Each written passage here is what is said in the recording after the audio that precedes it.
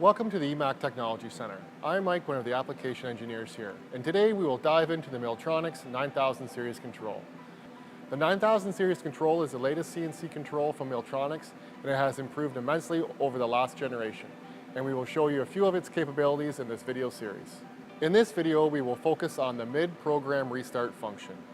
If the program is interrupted in the middle of an operation, ideally it is best to restart the program from the interruption point instead of restarting the program from the beginning. The 9000 series control makes this easy. All you have to do is press Run Program, press Start, press block number, enter the proper block number, and the control will read through the program to the selected block. Press Modal.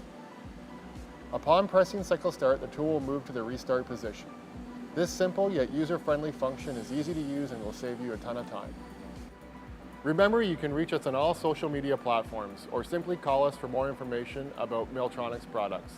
Thank you for your time, and I will see you in the next video.